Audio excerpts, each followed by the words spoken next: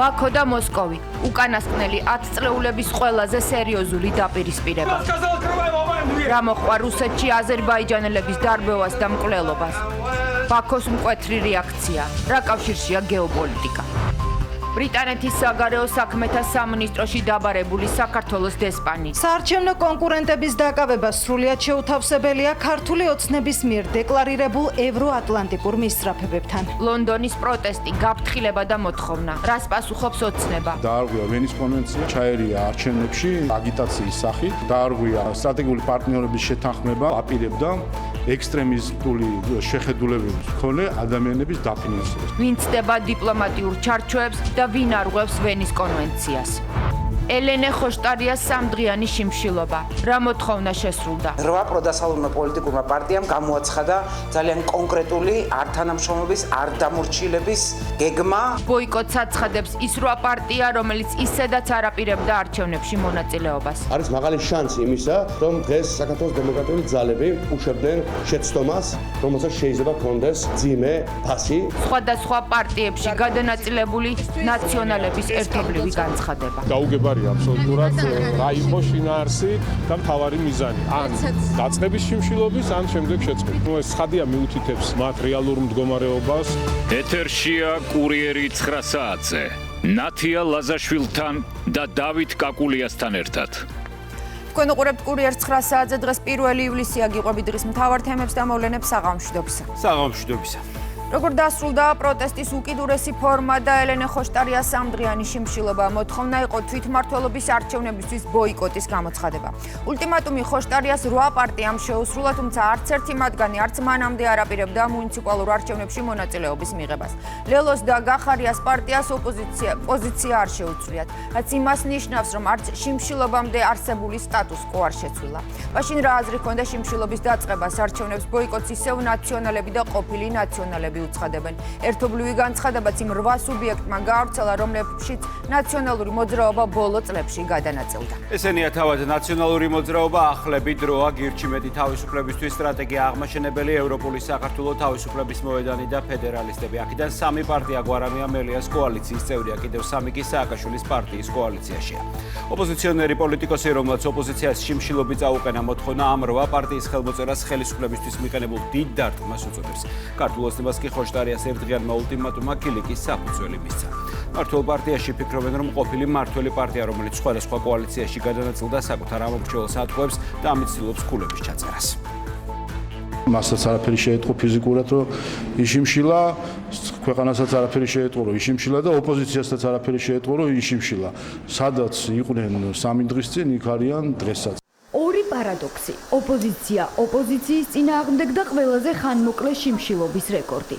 პარლამენტის თავმჯდომარე ელენე ხოშტარიას სამდღიან პროტესტს აფასებს. ერთადერთი რაც შეიცვალა არის, რომ გვაქვს ახალი მსოფლიო რეკორდი შიმშილობის დღეების მიხედვით, 2 დღე იშიმშილა. ადამიანმა ერთი და მეორე გვაქვს მეორე პარადოქსი, რომ ოპოზიციას გამოუცხადა შიმშილობა. ამ ხრივ ალბათ მოხვდებით რაღაცა მსოფლიო ჰედლაინი. ოპოზიციონერის მიერ კოლეგების წინააღმდეგ დაწყებული შიმშილობა 3, ულტიმატუმი კი მხოლოდ 1 დღე გაგრძელდა. თუმცა ელენე ხოშტარიას პროტესტის უკიდურესმა ფორმამ არჩევნებში მონაწილეობაზე ვერც ხაზარაძე ჯაფარიძის და ვერც გახარიას გუნდებს უარი ვერ ათქმევინა. ოპოზიციონერმა შიმშილობა მაინც შეწყვიტა და თქვა, რომ 8 პარტია არჩევნების ბოიკოტზე თანახმაა. 8 პროდასალურმა პოლიტიკურმა პარტიამ გამოაცხადა ძალიან კონკრეტული ართანამშრომლობის, არდამორჩილების გეგმა, მიდგომა, რომელიც ძალიან მალე იქცევა კონკრეტულ მოქმედებებში. 8 პოლიტიკური პარტია, რომელზეც ელენე ხოშტარია საუბრობს, ამტკიცებს, რომ დროას ლიდერის პროტესტმა შედეგი გამოიღო. თუმცა არც იმას უარყოფენ, რომ ყველა ეს ოპოზიციური ძალა საარჩევნო მარათონში ჩართვას არც ხოშტარიას მიერ ულტიმატუმის წაღენებამდე აპირებდა. სტრატეგია ამაშენებელი იმიტომ ვართ, რომ არ დაუშვათ ამ ორი მხარეს შორის დაპირისპირების გაღმავება, რაც არ უნდა გადაწყვეტილება იყოს, ერთმანეთი არ უნდა ვლანძოთ. ელენე ხოშტარიას რაც უნდა და სწორედ ის მიზანი არის მიღწეული. რა თქმა უნდა, ლელოს აღარ მიიღებს მონაწილეობას. მიხეილ სააკაშვილის პარტიის მტკიცების მიუხედავად ხაზარაძე ჯაფარიძის გუნდში ამბობენ, რომ პოზიცია არ შეუცვლიათ. უფრო მეტიც, ლელოს წევრები ფიქრობენ, რომ მათი კოლეგების შესაძლოა მძიმე შეცდომას უშვებენ. მყარი პოზიცია აქვს გახარიას გუნდსაც. 8 პარტიას კი ახსენებენ, რომ მათ არჩევნების ბოიკოტის გადაწყვეტილება არა ხოშტარიას შიმშილობის გამო, არამედ რამდენიმე თვის წინ თავად მიიღეს. კარგია რომ შეწყვიტეს. ალბათ ჯობდა არც დაიწყოთ, როდესაც ირჩევ პროტესტის ასეთ ძაფრ ფორმას ვიღაცის წინააღმდეგ და ეს ვიღაც ამ შემთხვევაში არის ოპოზიცია. ეს როგორც მინიმუმ ჩვენთვის თავიდანვე გაუგებარი იყო. რაც შეეხება მათ გადაწყვეტილებას, მე ვერ ვნახე რამე სიახლე. მე ვფიქრობ, რომ არის მაღალი შანსი იმისა, რომ დღეს საქართველოს დემოკრატიული ძალები უშვებდნენ შეცდომას, რომელსაც შეიძლება კონდეს მძიმე ფასი. ჩვენ გუშინ ვიხილეთ იმ პოლიტიკური სუბიექტების განცხადება, ვისგან უკვე ვიცოდით. ელენე ხოშტარიას შიმშილობის დაწყებაც და შეწყვეტაც გაუგებარია მმართველი გუნდისთვის. ქართულ ოცნებაში დარწმუნებული არიან, რომ საბოლოო გადაწყვეტილების მისაღებად მათი ოპონენტები უცხოელი მხარდამჭერების მითითებებს ელოდებიან. იმათო ვერ გავაგონეო, გახარია და ლელოსო და რო გავაგონო, ამიტომ შიმშილობა დაიწყო. ასე ელაპარაკებიან ერთმანეთს. შიმშილობა ვწყვეტ, იმიტომ რომ შევთანხმდითო. ეს პარტიებიო, რომ არ გავალთო ადგილობრივ არჩევნებზე. და ბოდიში გახარიას პარტია იყო მანდ. ლელო არ იყო. აბა თქვენ ისედაც არღებულობდით მონაწილეობას და ვის ატყუებთ? ოპოზიციის წარმომადგენელმა დაიწყო საპროტესტო შიმშილობა ოპოზიციის წინააღმდეგ. ეს ნონსენსი და წარმოუდგენელია. განცხადება, რომელიც ჩვენ მოვისმენთ, ახალი არაფერია, ხო? ის ოპოზიციური პარტიები, ვინც გუშინ გამოვიდნენ, ისედაც ვიცოდით, რომ ვარს იძახდნენ და ამბობდნენ არჩევნებში მონაწილეობაზე. გაუგებარია აბსოლუტურად რა იყო შინაარსი და მთავარი მიზანი. ან დაწყების შიმშილობის, ან შემდეგ შეწყვეტა. ელენე ხოშტარიამ პროტესტის უკიდურეს ფორმას 27 ივნის მიმართა. 29 ივნის თქვა, რომ მას მოთხოვნები არა ხელისუფლებასთან, არამედ საკუთარ კოლეგებთან ჰქონდა და შიმშილობას შეწყვეტდა, თუ ოპოზიცია თვითმმართველობის არჩევნებს ბოიკოტს გამოუცხადებდა. ადრესატებმა ხაზარაძე, ჯაფარიძისა და გახარიას პარტიებმა გადაწყვეტილება არ შეცვალეს. ხოშტარიამ კი შიმშილობა გუშინ საღამოს შეწყვიტა. დიდი ბრიტანეთის დიპლომატიური პროტესტი გაფრთხილება ლონდონიდან და პასუხი თბილისიდან გაერთიანებული სამეფო თვლის, რომ საქართველოს მმართველი პარტია მას ცრუ ბრალდებებს უყენებს და ურჩევს თავი შეიკავოს საჯარო თავდასხმებისგან. ბრიტანეთის საგარეო საქმეთა სამინისტროში საქართველოს დესპანი დაიბარეს ელჩი არ ყავს, ამიტომ ბრიტანული პრეტენზიების მოსმენა დროებით რწმუნებულს მოუწია. სანქციების დაწესების გამო რამდენიმე თვის წინ სამეფოს ელჩიც იყო დაბარებული საქართველოს საგარეო საქმეთა სამინისტროში. ახლა კი იგივე გააკეთა ბრიტანეთმა ლონდონი უკმაყოფილოა საქართველოს ტრაექტორიით ოპოზიციის ლიდერების დაპატიმრებით და იმ ბრალდებებით, რომლებიც მისი ელჩის მიმართ თბილისში კეთდება. ამიტომ ბრიტანეთი უყოყმანოდ განიხილავს შემდგომ ქმედებებს, თუ საქართველო არ დაუბრუნდება დემოკრატიის, თავისუფლებისა და ადამიანის უფლებათა დაცვის გზას. ნიშნავს თუ არა ეს დემარში, რომ გაერთიანებული სამეფოდან ახალი სანქციები იქნება.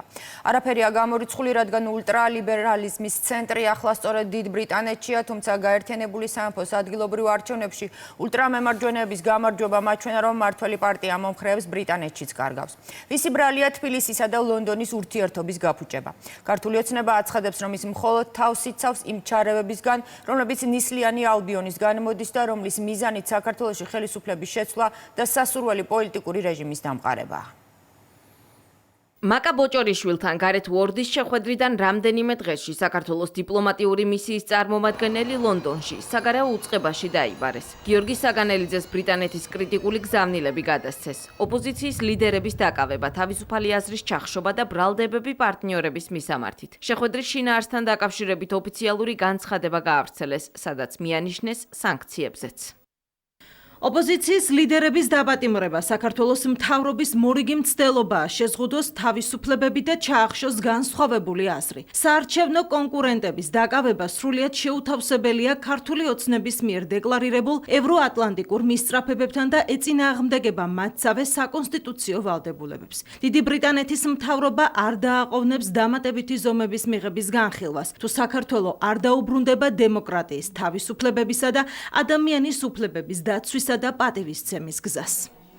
ოფიციალური ლონდონის პოზიცია არ მოსწონს არც ოფიციალურ თბილისს, რომელიც პარტნიორს ქვეყნის სტრატეგიული ინტერესებისა და სუვერენიტეტის პატივისცემისკენ მოუწოდებს. საგარეო საქმეთა მინისტრის განცხადებით, საქართველოს ბრიტანეთის მხრიდან გაკეთებულ განცხადებებს ყურადღებით აკვირდება. ნამდვილად არ იწვევს ჩვენს აღფრთოვანებას ის დინამიკა, რაც არის ორ ქვეყანას შორის ურთიერთობებში. ჩვენ სუვერენიტეტს და ჩვენ სტრატეგიულ ინტერესებს ცენ პარტნიორებმა პატივი საქართველოს შურს მშვიდობა და სტაბილურობა ქვეყანაში დემოკრატიული განვითარების რეალური შესაძლებლობა გქონდეს, მნიშვნელოვანია რომ საერთაშორისო პარტნიორებმა გაითვალისწინონ ის, რაც აწუხებს ქართულ საზოგადოებას, საქართველოს ხელისუფლებას, რომელიც არჩეულია ქართული ხალხის მიერ.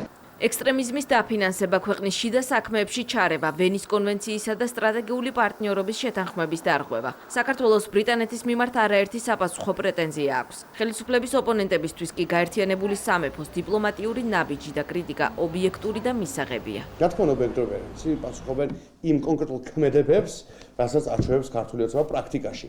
ამ შემთხვევაში პასუხი უპირველეს ყოვლისა არის პოლიტიკური ლიდერების დაპატიმრებაზე. რადიკალიზმის დაფინანსებაზე საუბრობენ. მით უმეტეს, როცა ამას ბრიტანეთზე ვსაუბრობთ, გრანტებით და მათ შორის სხვა არასამთავრობო ორგანიზაციების და მედიის მხარდაჭერით ჩვენი დემოკრატიის განვითარებას ხელს უწყობენ. ახლა ამაში რა თქმა უნდა, ცუდი არაფერი. მართულ გუნდში აცხადებენ, რომ ბრიტანეთისგან განსხვავებით ისინი პარტნიორებს არა უსაფუძვლო ბრალდებებს, არამედ ფაქტებით დადასტურებულ პრეტენზიას უყენებენ. ამბობენ, რომ სწორედ ექსტრემიზმის წახალისებაა ტაბულასა და გია ჯაფარიძის ორგანიზაციის დაფინანსების გადაწყვეტილება. უმრავლესობის განმარტებით ფაქტია ისიც, რომ გაერთიანებული სამეფოს ელჩი წინა საარჩევნოდ ხელისუფლების საწინააღმდეგო აგიტაციას ეწეოდა, რაც პარტნიორი ქვეყნის პოლიტიკურ მიზნებზე მიუთითებს. ბრიტანეთის ელჩმა დაარღვია ვენის კონვენცია და ერეოდა ჩაერია არჩევნებში აგიტაციის სახით. საელჩო აპირებდა ექსტრემისტული შეხედულებების მქონე ადამიანების დაფინანსებას. წერტილი. გაგვცენ ამაზე პასუხი. ფაქტებს უპასუხო ფაქტებით და არა ბუნდოვანი შეფასებებით. ფაქტია, რომ მათ ძალიან კარგად იციან, რომ კანონი დაერღვა უხეშად და ირღვევა სისტემურად და ეს სისტემურობა კიდევ მნიშვნელოვანწილად ასახულია იმ გეგმაში, რასაც რევოლუციური გეგმა ჰქვია. გაერთიანებულ სამეფოს ფინანსური სანქციები უკვე დაწესებული აქვს საქართველოს ოფიციალური პირების, მათ შორის ძალოვანი უწყების მაღალჩინოსნებისა და მოსამართლეებისთვის. რამდენიმე თვის წინ მიღებული ამ გადაწყვეტილების შემდეგ კი რამდენიმე დღის წინ გამოაქვეყნა გზამკვლევიც, რომელიც საქართველოში რეგისტრირებულ ბიზნესს მიუთითებს, როგორ იმოქმედონ ბრიტანულ სანქციებთან შესაბამისად. ამასობაში უკიდურესად იძაბება ვითარება ჩვენს რეგიონში ის, რაც ახლა ბაქოსა და მოსკოვს შორის ხდება ბოლო ათწლეულების ყველაზე სერიოზული დაპირისპირება აზერბაიჯანსა და რუსეთს შორის, რომელსაც უკვე მოყვა დაპატიმრებების სერია. ილჰამ ალიევი აღარ აპირებს პასიურად უყუროს თავისი მოქალაქეების დევნას, რაც უკვე ორი აზერბაიჯანელის კვლელობით დასრულდა. ბაქოს პასუხი FSB-ს აგენტობის ბრალდებით დაკავებული სპუტნიკის თანამშრომლები. ჩხეკას სახლებში აზერბაიჯანმა გააუქმა ყველა რუსული ღონისძიება და უარი თქვა რუსეთის ვიცე-პრემიერის ვიზიტზე. სრულიად აზერბაიჯანული მედია 1920 წლის საბჭოთა ოკუპაციის დღიდან მოყოლებული ყველა იმ ქმედებას იხსენებს, რომლებიც რუსეთმა სამხრეთ კავკასიაში ჩაიდინა. ეს ყველაფერი კავშირშია ახალ გეოპოლიტიკურ მოცემულობასთან, რადგან აზერბაიჯანი თურქეთის მხარდაჭერით სერიოზული რეგიონული მოთამაშე ხდება. ბაქოსა და მოსკოვს შორის დაპირისპირებას წინ უძღოდა სომხეთის პრემიერის ვიზიტი იმავე თურქეთში, რომელმაც ანკარიდან დაბრუნების შემდეგ იერიში მიიტანა სრულიად სომხეთის კათოლიკოსზე და მის გარემოცვაზე, რომლებიც ასევე რუსეთიდან იმართებიან. მოსკოვი ახლა ერთნაირად აკრიტიკებს ბაქოსაც და ერევანსაც. რუსეთი აზერბაიჯანს ორმხრივი ურთიერთობების განზრახ დემონტაჟში ადანაშაულებს და სასწრაფოდ ითხოვს მისი მოქალაქეების გათავისუფლებას. ყველაფერი ეკატერინბურგში ჩატარებული სპეცოპერაციით დაიწყო, რა დროსაც 24 წლის წინ მომხდარ მკვლელობაზე 50-ზე მეტი ეთნიკური აზერბაიჯანელი დააკავეს, მათგან 2 სასტიკი ცემის შედეგად მოკვდა. ბაქოსა და მოსკოვს შორის ურთიერთობა ბოლოს ისედაც მყიფე იყო. ჯერ მოსკოვს სამშვიდობოების გაყვანა მოუწია ყარაბაღიდან, დეკემბერში კი რუსეთმა აზერბაიჯანის სამგზავრო თვითმფრინავი ჩამოაგდო, რასაც ათეულობით ადამიანი შეეწირა. განსაკუთრებული ღონისძიებები რუსეთის მოქალაქეების დასაკავებლად დაიგეგმა. ბაქოში სპეცოპერაცია ახლაც გრძელდება. ნარკოდანაშაულის და კიბერთაღლითობის ბრალდები დაკავებულები აზერბაიჯანელმა ძალოვნებმა პოლიციის განყოფილებაში გადაიყვანეს. სავარაუდოდ ახლა ისინი გამოძიების დასმულ შეკითხვებს პასუხობენ. აზერბაიჯანელმა სამართალდამცველებმა რუსეთის მოქალაქეებისგან დაკომპლექტებული 2 დანაშაულებრივი დაჯგუფების სამოქმედო გეგმა გაშიფრეს. ოფიციალური ინფორმაციით მათ ირანიდან განსაკუთრებით დიდი ოდენობით ნარკოტიკული საშუალებები აზერბაიჯანში შეჰქონდათ. ადგილობრივი მედია არ გამორიცხავს, რომ ეჭვმიტანილები ნარკოტიკის ქვეყანაში შეტანის შემდეგ მის რეალიზაციას ინტერნეტის საშუალებით ახორციელებდნენ. ნარკომოვაჭრეებთან და თაღლითებთან ერთად ბაქოში FSB-ს 2 აგენტი დააკავეს. სპეცოპერაცია ქვეყნის დედაქალაქში რუსეთის სახელმწიფო მედიის ოფისში რამდენიმე საათის განმავლობაში მიმდინარეობდა. ოპერატიული ღონისძიებების შემდეგ სულ სპუტნიკის 7 თანამშრომელი აიყვანეს. კრემლის მიერ კონტროლირებადი მედიის წინააღმდეგ სისხლის სამართლის საქმე თაღლითობის, უკანონო მეწარმეობისა და დანაშაულებრივი გზით მოპოვებული ქონების ლეგალიზაციის საქმეზეა დაწყებული. აზერბაიჯანში რუსეთის მოქალაქეების დაკავების გამო რუსეთის საგარეო საქმეთა სამინისტროში დღეს აზერბაიჯანის ელჩი დაიბარეს და ოფიციალური ბაქო რუსეთ-აზერბაიჯანის ურთიერთობების განზრახ დაზიანებაში დაადანაშაულეს. მოსკოვის მხრიდან ბაქოსთვის წაყენებული ბრალდებების სია გრძელია. სახელმწიფოთა შორისი დიალოგის ფარგლებში მაღალი დონის ღონისძიებების გაუქმება ხელისუფლების წაქეზებით აზერბაიჯანულ მედიაში წამოწყებული რუსოფობიური კამპანია, აზერბაიჯანის სამართალდამცავი ორგანოების აღმაშფოთებელი, მიუღებელი ქმედებები, რუსული საინფორმაციო სააგენტო, სპუტნიკ აზერბაიჯანისა და მისი თანამშრომლების წინააღმდეგ. რესპუბლიკაში ყველა კულტურული ღონისძიების გაუქმება რუსეთიდან ჩასული შემსრულებლების მონაწილეობით. ამავე განცხადებით მოსკოვი არ ემიჯნება და კანონიერად მიიჩნევს რეიდებს, რომელიც ეკატერინბურგში ეთნიკური აზერბაიჯანელების წინააღმდეგ ჩატარდა. გასულ კვირას რუსეთის ძალოვანებმა აზერბაიჯანელი მოქალაქეების სახლები დაარბიეს, რის შედეგადაც გავრცელებული ინფორმაციით მოკლულია 2 ადამიანი. დაკავებულია 50 ეთნიკურად აზერბაიჯანელი, მათი ნაწილი კი სასტიკადაა ნაცემი. Упали во время задержания?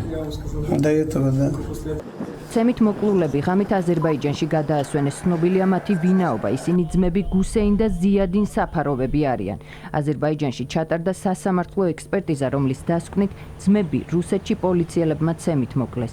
ძმები ცეცხლსასროლი იარაღით არ მოუკლავთ, ბლაგვის საგნით ურტყამდნენ. ექსპერტიზის დასკვნის შესაბამისად, გარეგანი და შინაგანი დათვალიერების შედეგად მრავალი ტრავმა აღმოვაჩინეთ. რუსეთში ექიმებმა განაცხადეს, რომ ძმები ავადმყოფობის შედეგად დაიღუპნენ, თუმცა ფაქტი სახეზია. ექსპერტიზა აჩვენებს, რომ ისინი ცემით მოკლეს. აზერბაიჯანის პროკურატურა გამოძიებას რუსეთის ფედერაციის სამართალდამცავი სააგენტოებისა და პოლიციელების მიერ აზერბაიჯანელი მოქალაქეებისა და ეთნიკურად აზერბაიჯანელების წამებასა და განსაკუთრებული სისასტიკით განზრახ მკვლელობის საქმეზე აწარმოებს. ქება კრიტიკის ფონდზე ატლანტიკური საბჭო, რომელიც როგორც წესი გამოირჩევა საქართველოს ხელისუფლების მიმართ კრიტიკული განცხადებებით, ახალ კვლევას აქვეყნებს, სადაც საქართველოს კეთილდღეობის პროგრესით 21 საუკუნის საუკეთესო სამეულშია. ამერიკულმა კვლევითმა ორგანიზაციამ საზოგადოებრივი კეთილდღეობა მოსახლეობის შემოსავლების დონით, სოციალური თანასწორობით, უმცირესობათა უფლებების დაცვით, გარემოს დაცვის, განათლებისა და საზოგადოებრივი ჯანმრთელობის გათვალისწინებით შეაფასა. ყველა მიმართულებით საქართველოს ისტორიული პროგრესი აქვს, უსწრებს ევროკავშირის წევრობის ყველა კანდიდატ და ნატოსა და ევროკავშირის წევრ 5 სახელმწიფოსაც. რაც შეეხება 21 საუკუნის პროგრესს, ატლანტიკური საბჭოს კვლევის შედეგებით საქართველოს წინ მხოლოდ 2 ქვეყანა. ანალოგიური პროგნოზი აქვს სავალუტო ფონდსაც, რომელმაც საქართველოს ეკონომიკური კეთილდღეობის გაუმჯობესებით ტოპ 3-ში შეიყვანა. საგულისხმოა, რომ ამერიკული კვლევითი ორგანიზაციის დასკვნაში საქართველოს მკვეთრი პროგრესი 2012 წლიდან აქვს. ქართული ოცნება კმაყოფილია, რომ ისეთი კრიტიკული ორგანიზაციაც კი, როგორც ატლანტიკური საბჭო, ვერ მალავს ამ წარმატებას. ქართულ ოპოზიციას კი, როგორც წესი, არც ერთი იმ საერთაშორისო ინდექსის არ სჯერა, რომლის მიხედვითაც საქართველო მოწინავე ქვეყანაა. შემოსავლების დონე, სოციალური თანასწორობა, უმცირესობების უფლებები, გარემოს დაცვა, განათლება და ჯანდაცვა. ეს იმ კრიტერიუმების ძირითადი ჩამონათვალია, რომლის მიხედვითაც საქართველოში საზოგადოებრივი კეთილდღეობის ინდექსი დაადგინეს. შედეგების მიხედვით ქვეყანა 21 საუკუნის საუკეთესო სამეულში მოხვდა. 100%-იანი სისტემით საქართველომ ისტორიული მაქსიმუმიც აჩვენა და 75.5% მიიღო.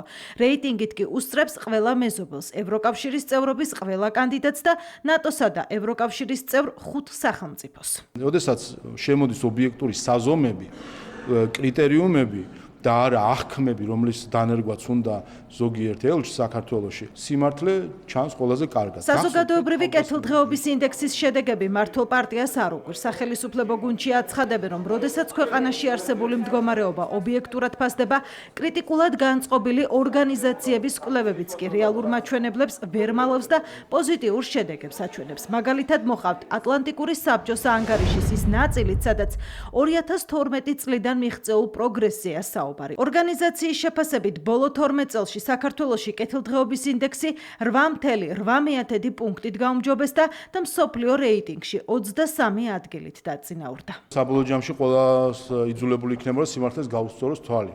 ჩვენ ხედავთ, რომ დღეს დონორების, ზოგიერთი დონორის და მათი ენჯოების ამოცანა არის, რომ რიყეზე ისე გავიდეთ, რომ ქვა ვერ დავინახონ და გითხრან, რომ აქ ქვიშაყრია და ქვები არ არის და რეალობა სხვა რამე არის. 2012 წლის შემდგომ ნომერ პირველი ქვეყანა ვართ, სადაც ყველაზე დიდი ტემპით უმჯობესდება მოსახლეობის კეთილდღეობა. ყველა დარგობრივი მიმართულებით მნიშვნელოვანი წინსვლა გვაქვს, რაზეც, რა თქმა უნდა, ობიექტურად დააფუძნა ატლანტიკურმა საბჭომ აღნიშნული კვლევა. მართველი პარტიის შეფასებები манипуляციურია ოპოზიციისთვის. ხელისუფლების ოპონენტების თქმით, ინდექსის მონაცემები და რეალობა განსხვავებულია. მე ძალიან ბევრ ამას დაგისახელებთ, რაც თქვა რო გავიხედო ქუჩაში რაღაცეები მომწონს.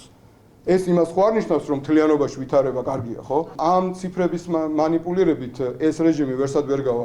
ყველა ასეთ რეიტინგს გააჩნიათ ძალიან კომპლექსური, თავისი სპეციფიური კრიტერიუმები და სავარაუდოდ ერთ ასეთად გვაქვს შეხება. თავისუფლებისა და კეთილდღეობის ინდექსებს ატლანტიკური საბჭოს თავისუფლების და კეთილდღეობის ცენტრი ამუშავებს.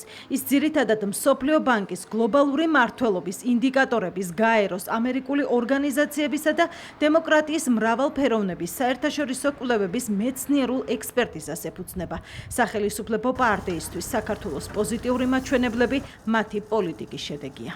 ქვეყანაში თუ არა გაქვს მშვიდობა, წარმოუდგენელია რაიმე წარმატებას მიაღწიოთ. წარმოუდგენელია ეკონომიკური განვითარება, წარმოუდგენელია ადამიანების კეთილდღეობა. ყველაზე მთავარი და მნიშვნელოვანი, რაზეც უნდა გავაგრძელოთ ზრუნვა, ეს არის მშვიდობის შენარჩუნება. პროგრესი, რომელიც აქვს ქვეყანას, ვერ უძლებს ვერანაირ კრიტიკას და, რა თქმა უნდა, რეალურად შეუძლებელი ხდება ხოლმე უგულველყო ის პროგრესი, რომელიც აქვს საქართველოს.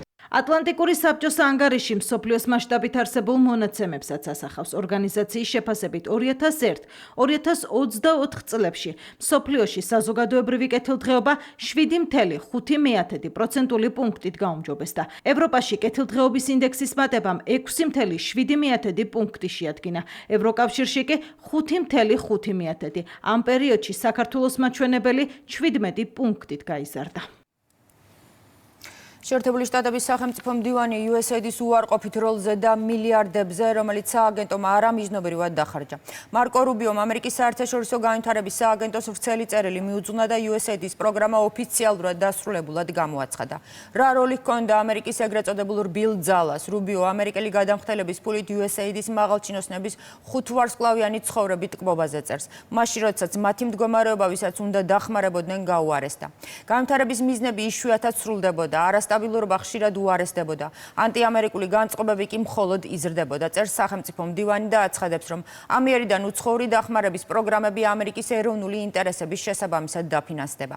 მთავრობის მიერ სანქცირებული არაეფექტურობის ეპოქა ოფიციალურად დასრულდა. ტრამპის ადმინისტრაციის პირობებში ჩვენ ბოლოს და ბოლოს გვექნება უცხოური დაფინანსების მისია, რომელიც პრიორიტეტს ანიჭებს ჩვენს ეროვნულ ინტერესებს და პარტნიორი ქვეყნების საჭიროებებს. ნათქვამია მარკო რუბიოს წერილში, სადაც აქცენტი კეთდება ვაჭრობა და ქვეყნებისთვის შესაძლებლობების მიცემაზე, რომელიც ინვესტიციების ჩადებით გამოიხატება.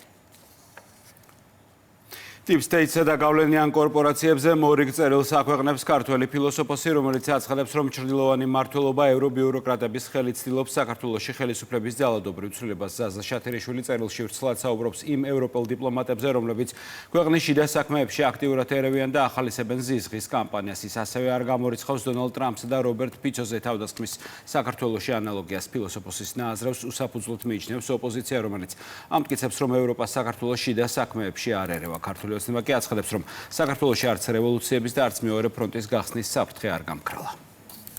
დღის წესრიგიდან ბუნებრივად არ არის მოხსნილი, რომ აქ რევოლუციურ სცენარი განხორციელდეს. მართველი გუნდი ფილოსოფოს ზაზა შათირიშვილის მიერ გავრცელებული განცხადების პათოსს იზიარებს. შათირიშვილმა ვრცელი წერილი დღეს ეგრეთ წოდებულ Deep State-სა და საქართველოში მის სტრატეგიულ ინტერესებს მიუძღვნა. ოცნების აქტიური მხარდამჭერი ფიქრობს, რომ გავლენიანი კორპორაციები ევრობიუროკრატების ხელით წლებია საქართველოს ხელისუფლების წინააღმდეგ ცრუ საინფორმაციო ველის შექმნას ცდილობენ. მიზანი კი საზოგადოების შეცდომაში შეყვანა და ხელისუფლების ძალადობრივი გზით ცვლილებაა. საპარლამენტო უმრავლესობაში ამტკიცებენ, რომ ოპოზიციის ფუნქცია მეტწილად ევროპელმა დიპლომატებმა შეითავსეს.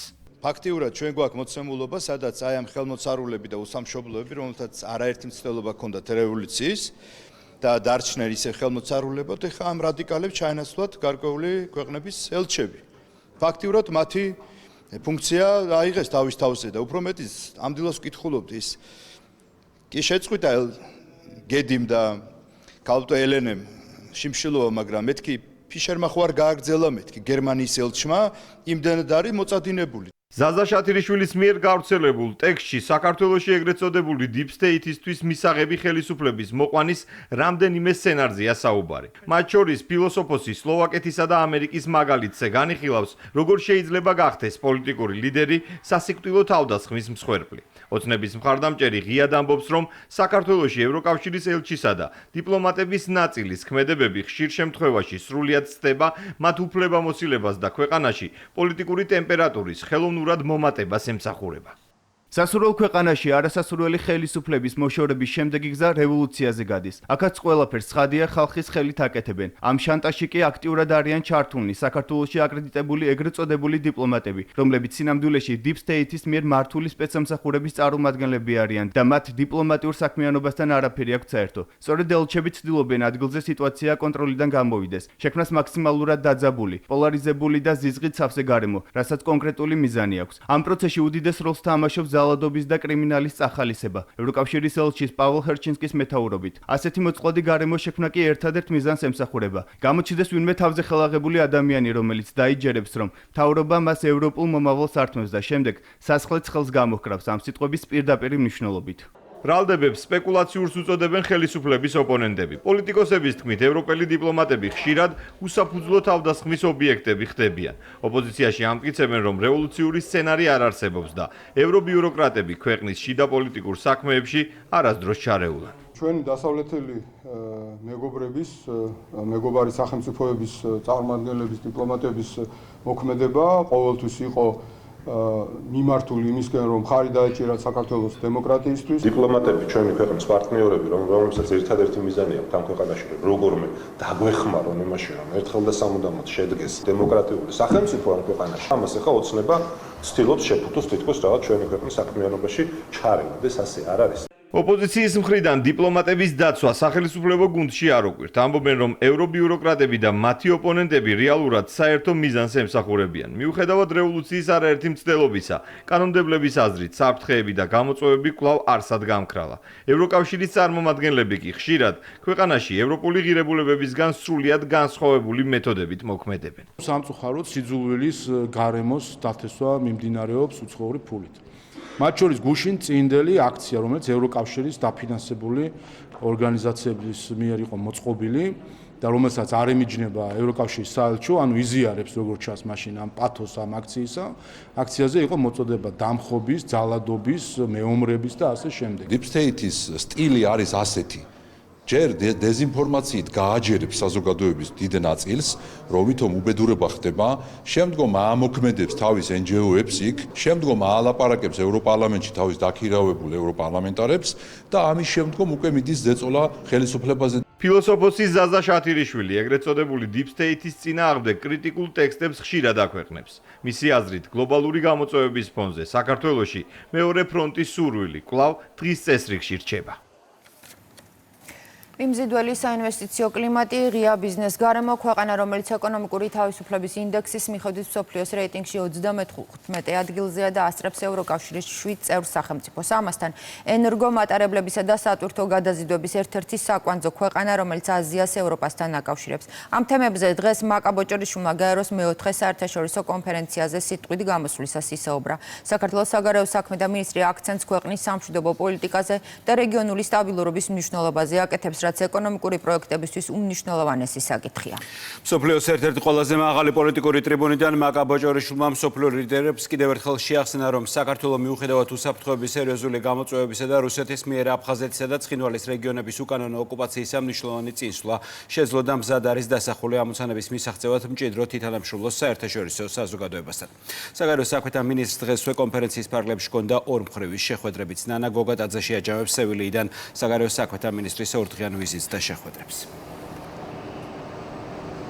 ორი დღე არაერთი მაღალი დონის შეხვედრა და სიტყვა გაეროს ტრიბუნიდან. საკმაოდ დატვირთული დღის წესრიგი ჰქონდა ქალაქ სევილიაში. საქართველოს საგარეო საქმეთა მინისტრს დღის პირველ ნახევარში მაკა ბოჭორიშვილმა მონაწილეობა მიიღო გაეროს მეოთხე საერთაშორისო კონფერენციის ფარგლებში გენერალურ დებატებში და სიტყვით მიმართა 70-ზე მეტი ქვეყნის პოლიტიკურ დელეგაციას. საგარეო საქმეთა მინისტრის განცხადებით, გონივრული ეკონომიკური პოლიტიკისა და ფინანსური დისციპლინის წყალობით საქართველოს შეძლო გლობალური გამოწვევების მიუხედავად ეკონომიკური სტაბილურობის შენარჩუნება და ამის დასტურია მაკა ბოჭორიშვილის განცხადებით ის, რომ 2021 წლისთვის საქართველოს ჰქონდა ურნიშნა ეკონომიკური ზრდა, გასული 4 წლის განმავლობაში კი ეს ზრდა შეადგენდა 9.7%-ს. სიტყვით გამოსვლის შემდგომ კი გაიმართა არაერთი მაღალი დონის შეხვედრა. მაკა ბოჭორიშვილი შეხვდა გაეროს გენერალური მდივნის მოადგილესაც და ამ შეხვედრის ერთ-ერთი მთავარი თემა იყო ის, თუ რა როლი აქვს საქართველოს ზოგადად მდგრადი განვითარების მიზნების მიღწევაში. აღინიშნა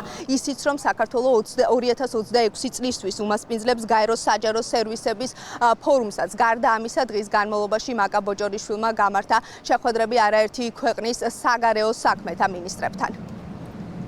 მნიშვნელოვანია ის ეკონომიკური განვითარება, რაც ეფუძნება იმ რეფორმებს, რომელიც ქვეყანამ ბოლო 10 წლის განმავლობაში გაატარა, რაც რა თქმა უნდა შედეგებს იღებს და მნიშვნელოვანია სწორედ ამაზე გაკეთდეს აქცენტი და საერთაშორისო თანამეგობრობასაც ჰქონდეს სწორი ინფორმაცია იმ განვითარებებზე, რა განვითარებებიც არის საქართველოში. ასევე მე მქონდა შესაძლებლობა არაერთი ორმხრივი შეხვედრა გამემართა. ჩვენთვის მნიშვნელოვანია არაღიარების პოლიტიკა და ამ კონტექსტში სხვადასხვა ქვეყნის წარმომადგენლებთან ურთიერთობა და პარტნიორობა, რა თქმა უნდა, ჩვენ ვაფასებთ იმ მხარდაჭერას, რომელიც საქართველოს რეზოლუციას ჰქონდა გაეროს ფარგლებში და ამ მხარდაჭერას, რა თქმა უნდა, ასევე ჭირდება თანამშრომლობის გაგრძელება მის მხარდამჭერებთან და პარტნიორობის გაგრძელება. სწორედ ეს იყო ერთ-ერთი მთავარი საკითხი, რასაც განვიხილავდით ჩვენ ორმხრივ შეხვედრებზე და ასევე ის თანამშრომლობა, რაც საქართველოს შეიძლება ჰქონდეს სხვადასხვა მიმართულებით, იქნება ეს ეკონომიკური პარტნიორობა თუ პოლიტიკური თანამშრომლობა სხვადასხვა ქვეყანასთან. 10 წლიანი პაუზის შემდგომ გაეროს მეოთხე საერთაშორისო კონფერენციას მასპინძლობს ესპანეთის სამეფო ქალაქი სევილია. გუშინ იყო გახსნის ოფიციალური ცერემონია და პირველი, ვინც აქ შეკრებილ პოლიტიკურ ლიდერებს მიმართა, იყო ესპანეთის მეფე ფელიპე მე-6. ღონისძიება მთლიანად ეძღვნება მდგრადი განვითარების საკითხებს და მომდევნო დღეების განმავლობაში ლიდერები კვლავ იმსჯელებენ იმაზე, თუ როგორ უნდა მოხდეს ფინანსური რესურსების მოძიება მდგრადი განვითარების მიზნების მისაღწევად. ღონისძიება ოფიციალურად 3 ივლისს დაიხურება. მადლობა ნანა გოგატაძე საუბრობდა ესპანეთთან, სადაც გაეროს კონფერენცია ტარდება. დღესვე საქართველოს პარლამენტის საგარეო ურთიერთობათა კომიტეტის თავმჯდომარის და ეუთოს საპარლამენტო ასამბლეაში მუდმივ მოქმედი დელეგაციის ხელმძღვანელის ნიკოლოზ სამხარაძის ინიციატივით ასამბლეის ყოველწლიურ ანგარიში საქართველოს ოკუპირებული რეგიონების შესახებ ჩანაწერები დაემატა. ანგარიში აისახა ცვლილება, რომლის მიხედვითაც ეუთოს საპარლამენტო ასამბლეა უარყოფს ნებისმიერ მცდელობას ლეგიტიმაცია მეანიჭოს საქართველოს ოკუპირებულ რეგიონებში ჩატარებულ ეგრეთ წოდებულ არჩევნებს, მათ შორის 2025 წლის 2 მარტს აფხაზეთში ჩატარებულ ეგრეთ წოდებულ საპრეზიდენტო არჩევნებს, რომელიც საერთაშორისო სამართლით არ არის აღიარებული და საქართველოს სუვერენიტეტისა და ტერიტორიული მთლიანობისთვის პირდაპირ გამოწვევას წარმოადგენს. ეუთოს საპარლამენტო ასამბლეის ყოველწლიურ სესიას პორტუგალია მასპინძლობს, სადაც ქართული დელეგაციის წევრები ოფიციალური ვიზიტით იმყოფებიან. ტექსტში კაფეო ჩანაწერია, რომ რუსეთმა უნდა გაიყვანოს თავისი შეერაღებული ძალები საქართველოს ტერიტორიიდან, ასევე ხელი უნდა შეუწყოს ებრძოლებით გადაადგილებულ პირთა თავისუფალ და ღირსეულ დაბრუნებას და რომ საქართველოს ტერიტორიული მთლიანობა უნდა იყოს აღიარებული. ასევე ჩემი ინიციატივით გავიდა საბოლოო დეკლარაციაში ჩანაწერი აფხაზეთში ეგრეთ წოდებულ არჩევნებთან დაკავშირებით. გაკეთდა ჩანაწერი, რომ ასამბლეა, რა თქმა უნდა, არ აღიარებს აფხაზეთში ჩატარებულ ეგრეთ წოდებულ არჩევნებს და მის ლეგიტიმურობას. პრემიერ-მინისტრმა კი განათლების, მეცნიერებისა და ახალგაზრდობის ახალი მინისტრი გივი მიქანაძე უწყების თანამშრომლებს წარუდგინა. ირაკლი კობახიძემ განათლებისა და მეცნიერების სფეროში გივი მიქანაძის გამოცდილებაზე გაამახვილა ყურადღება და მას ახალ თანამდებობაზე წარმატება კიდევ ერთხელ უსურვა. პრემიერმა ხაზი გაუსვა სისტემის რეფორმირების მნიშვნელობასაც. მე მინდა დღეს წარმოგიდგენოთ ბატონი გივი მიქანაძე, განათლების ახალი მინისტრი. მას აქვს ძალიან ფართო გამოცდილება, მათ შორის განათლების სფეროში. მას აქვს ზოგადად მართვის საკმაოდ ფართო გამოცდილება, პოლიტიკური საქმიანობის ფართო გამოცდილება და არის გამორჩეულად კეთილსინდისიერი ადამიანი, ყველა მითვისებით არის აღჭურვილი, რაც ჭირდება მინის ჩვენი ამბიციური მიზანია უმაღლესი განათლების სისტემის თვისებრივი და ფუნდამენტური რეფორმირება. თქვენ იცით ჩემზე კარგად, რომ არის უამრავი პრობლემა, უამრავი გამოწვევა. დღეს უმაღლესი განათლების სისტემა არ პასუხობს იმ მოთხოვნებს, რაც 21 საუკუნეში შეიძლება დაუყოვნოთ ჩვენ ქვეყანაში საუნივერსიტეტო განათლებას. და გვჭირდება ფუნდამენტური ცვლილებები და მე ვფიქრობ, რომ ამ ცვლილებების განხორციელება შესაძლებელია საშუალოდან პერსპექტივაში, ანუ საშუალოდან პერსპექტივაში ჩვენ შეგვიძლია ფუნდამენტურად შევცვალოთ უმაღლესი განათლების სისტემა. ასევე არის უამრავი გამოწვევა გამოყოფ ზოგადი განათლების დონეზე და ეკაც გვჭირდება სერიოზული რეფორმების განხორციელება. კიდევ ერთხელ ძალიან დიდ მადლობას მოვუხდი პრემიერ-მინისტრს იმისთვის, რომ ასე ვთქვათ 9 თვის წინ მანდო ეს ძალიან მნიშვნელოვანი პოზიცია და დობა გამომიცხადა. მე ვფიქრობ ძალიან ბევრ კარგი ინიციატივას, მათ შორის რომელზეც თქვენი საუბრით უმაღლესი განათლების მიმართულებით ჩაუყარეთ საფუძველი. მინდა განსაკუთრებული მადლობა ბატონ პრემიერს მოუხადო.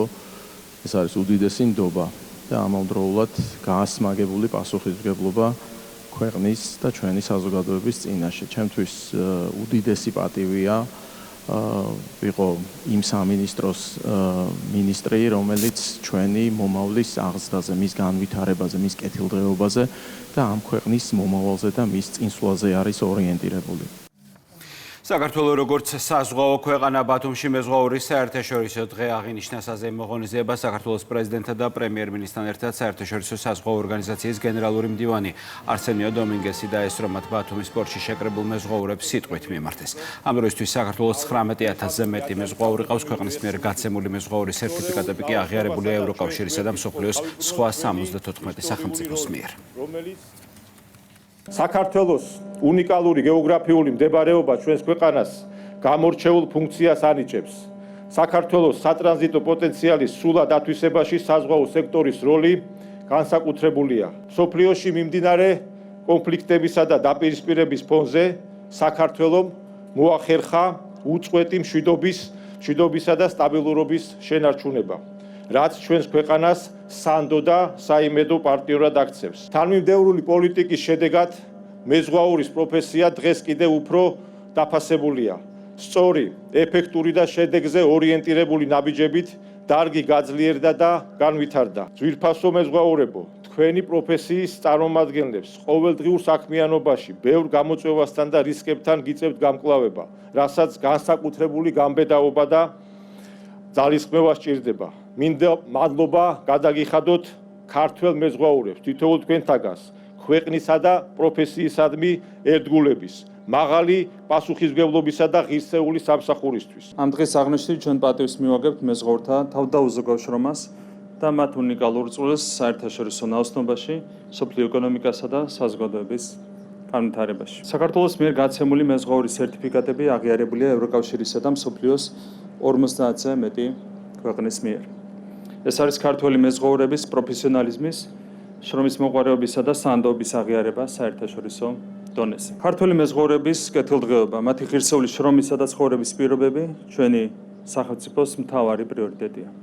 ამის დასტურია საერთაშორისო საზღვაო შრომის კონვენციასთან მიერთება, რომელიც თებერვლიდან შევიდა ძალაში და მეზღვაურთა უფლებების მთავარ გარანტიას წარმოადგენს. ჩვენ არაერთი რეფორმა გავატარეთ მეზღვაურთა განათლებისა და სერტიფიცირების სფეროში, დავნერგეთ საერთაშორისო საზღვაო ორგანიზაციისა და ევროკავშირის სტანდარტები და მიმართულებით რეფორმების გატარება, რა თქმა უნდა, მომავალშიც გაგრძელდება. ჩვენ სულ უფრო მეტად ხვდებით ევროპასა და აზიას შორის საიმედო დამაკავშირებელი რგოლი შუა დერეფნის პროექტის ფარგლებში, რაც კიდევ უფრო ზრდის ჩვენი მეზღვაურების როლსა და მნიშვნელობას.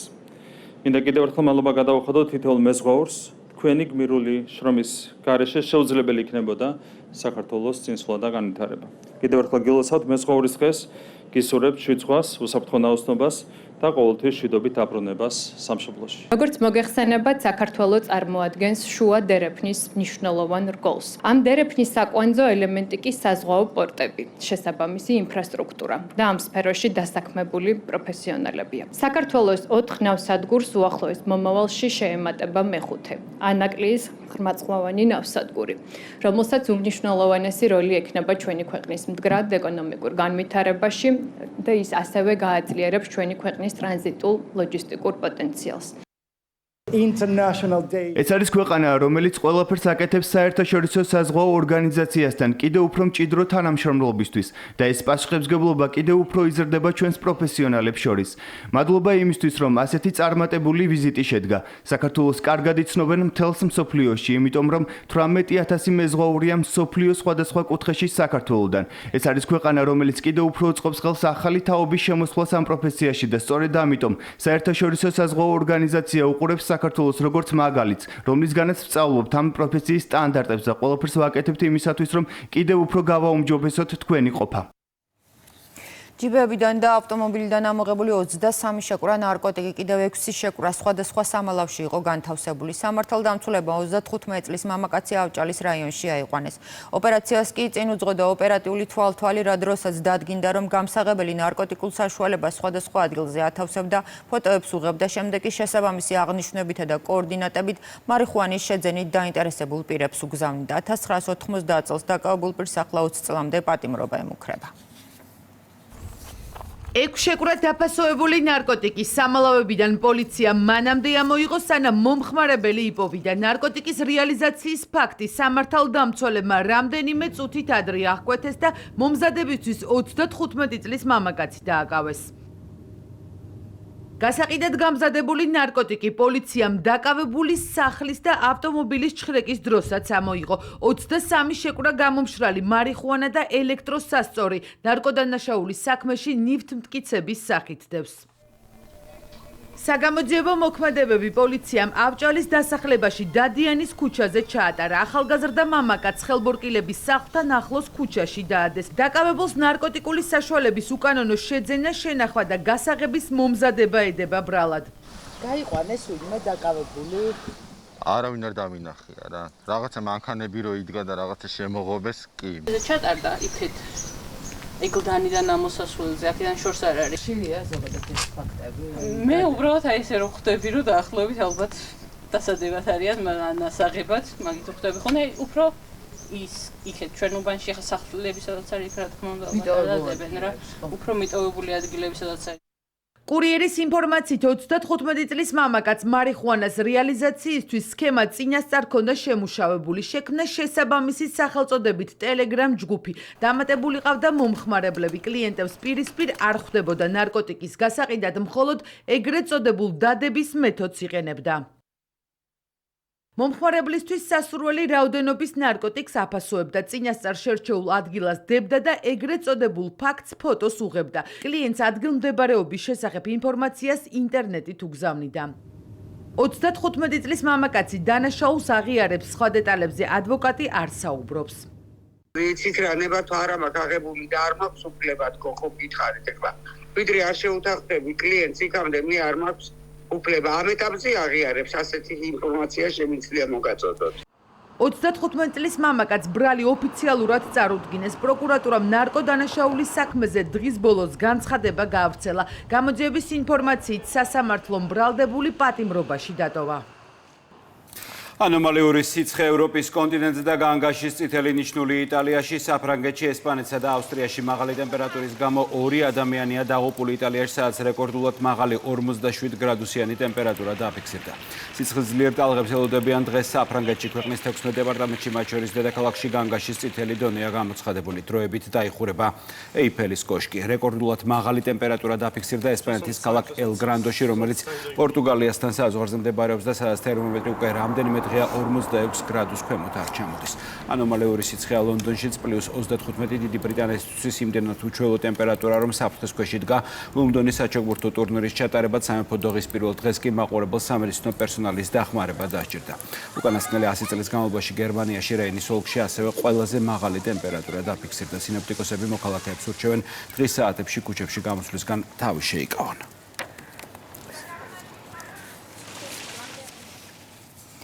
ბინა თბილისში და სხვა არაერთი პრიზი, რომელიც დღეს გამარჯვებულს ელოდება კურიერის დასრულებისთანავე რუსთავი 2 მუსიკალური მეგაპროექტის საქართველოს ხმის ფინალს შემოგთავაზებთ, რომელშიც მხოლოდ 3 მომღერალი გავიდა. ყველაფერი დამოკიდებულია მაყურებლის აქტიურობაზე. ტელეფონის საშუალებით ხმის მიცემა სასურველი კანდიდატისთვის უკვე 1 კვირაა მიმდინარეობს და ის საკონკურსო ნომრების დასრულების შემდეგ შეწყდება.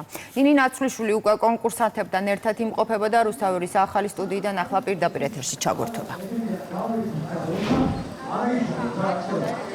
დიახ, დღეს დიდი ფინალია, სწორედ დღევანდელ ლაივ შოუზე გავიგებთ თუ ვინ გახდება საქართველოს ხმა. გენერალური რეპეტიცია სულ ცოტა ხნის წინ დასრულდა და პრინციპში უკვე მზადაა ყველაფერი იმისათვის, რომ 3 ფინალისტი მაყურებლის წინაშე წარდგეს. მათგან ერთ-ერთი საქართველოს ხმის სტატუსის გარდა მოიპოვებს გრანდიოზულ პრიზს ბინას თბილისში. დღევანდელი კონცერტი არის 2 ნაწილად დაყოფილი. პირველი ნაწილი ეძღვნება სიმღერებს, რომელიც თბილისზეა შექმნილი, ხოლო მეორე ნაწილში მომღერლები შეასრულებენ იმ ნაწარმოებებს, რომელიც თავად შეარჩიეს. დღეს პროექტის განმავლობაში პირველად სცენაზე ვიხილავთ ასევე ჟიურისაც, დათო ფორჩხიძე, ჯგუფი სახის ცნობილ სიმღერას იმღერებს ფინალისტებთან ერთად. მოკლედ, ძალიან ბევრი სიურპრიზი ელოდება მაყურებელს დღევანდელ საღამოზე. დღევანდელი დღე არის ისეთი მნიშვნელოვანი, რომ აბსოლუტურად ყველას ჩვენ სამივეს ცხოვრებას რადიკალურად შეცვლის და დაატრიალებს. განსაკუთრებული იქნება იმ ადამიანისთვის, ვინც მოიგებს დღეს და წარმატებას უსურებ, ვინც არ უნდა იყოს, მაგრამ ჩვენ სამივე უკვე გამარჯვებულები ვართ. ჩემი გულშემატკივრების ძალიან დიდი იმედი მაქვს, რადგან სწორედ მათი წყალობით მოვახციე ფინალამდე. ამიტომ დღესაც ბოლომდე ვენდობი მათ. ძალიან ღელავ ფინალის წინ, თუმცა მოლოდინებით მაქვს თავისებური ჩემი ფიქრები თუ რა როგორ იქნება. ერთადერთი გულწრფელად რომ გითხრათ, სადაც ნერვიულობ, არის ის, რომ ღირსეულად წაროვდგინო ჩემი თავი ფინალში და ვიყო ღირსეული ფინალისტი. რა თქმა უნდა, მოლოდინებითა და ნერვიულობით დატვირთული საღამოა და ყველაფერი მაყურებელზეა დამოკიდებული, ასე რომ კურიერის დასრულებისთანავე რუსთავი 2-ის პირდაპირ ეთერში სტარტ საქართველოს ხმის ფინალი აიღებს. მადლობა, ნინი ნაცვლიშვილი საუბრობდა საქართველოს ხმის ფინალზე, რომელიც რამდენიმე წუთში დაიწყება.